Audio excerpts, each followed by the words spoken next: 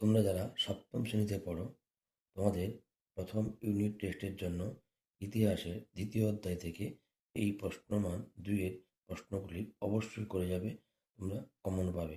প্রথম কোশ্চেন, প্রাচীন বাংলায় রাঢ় অঞ্চল কী কী ভাগে বিভক্ত ছিল? 2, মাৎস্যন্যায় কী? 3, হিজরত বলতে কী বোঝো? 4, ত্রিশক্তি সংগ্রাম কত বছর ধরে এবং কাদের মধ্যে হয়েছিল? খলিফা কাদের বলা হয়? বাইতুল্লাহ কি? প্রাচীন বাংলার পুনর্বর্ধন ও গৌড় বলতে কোন অঞ্চলকে বোঝায়? সুলতান মাহমুদের ভারত আক্রমণের ফলে কি হয়েছিল? দুটি ঐতিহাসিক উপাদানের নাম লেখো যেখানে শশাঙ্ককে বৌদ্ধ বিদ্বেষী বলা হয়েছে। গৌড়তন্ত্র কি? গঙ্গাইকোন্ডচল কাকে বলা হয়? কেন বলা হয়?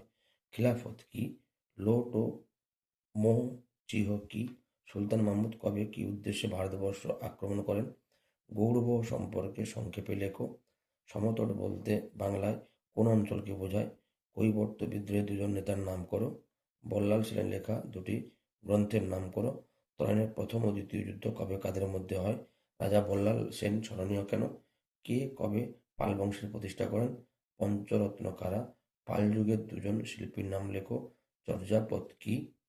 এই 24টি প্রশ্ন তোমরা অবশ্যই করে যাবে এবং চ্যানেলটি যদি তোমাদের ভালো লেগে থাকে লাইক, কমেন্ট, শেয়ার করবে এবং সাবস্ক্রাইব করে পাশে থাকবে।